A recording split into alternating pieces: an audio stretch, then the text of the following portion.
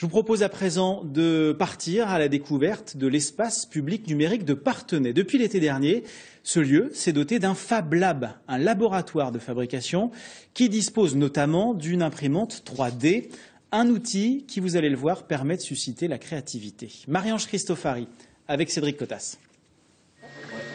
C'est une petite usine à elle toute seule. Un peu de plastique et un plan en 3 dimensions. La fabrication est lancée. Pour ces lycéens, cette imprimante 3D, c'est la révolution des travaux dirigés. On peut réaliser des prototypes très facilement et dès le début. On ne s'en tient pas juste à des maquettes sur ordinateur, on peut vraiment voir ce qu'on fait concrètement, quoi. Réaliser vraiment. À raison de 2 heures par semaine, Guillaume, Quentin et Corentin travaillent donc à la fabrication d'un circuit électrique montable et démontable à l'envie. Donc vous allez tricher, vous allez faire les pièces en 2 morceaux ?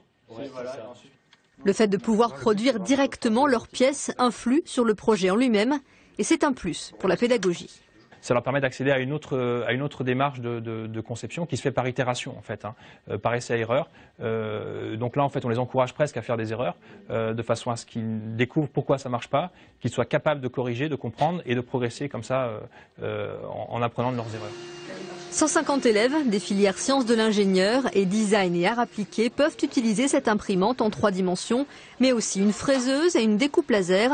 Un investissement chiffré à 12 000 €, le prix de l'imagination. C'est tout à fait un esprit de création, un esprit d'innovation.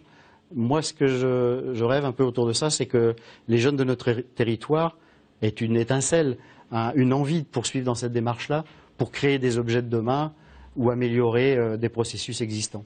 Et la prochaine occasion, c'est ce vendredi après-midi. Le Fab Lab sera Open Lab. En décoder, toutes les idées ou envies sont les bienvenues. Aval à présent, toujours dans les Deux-Sèvres.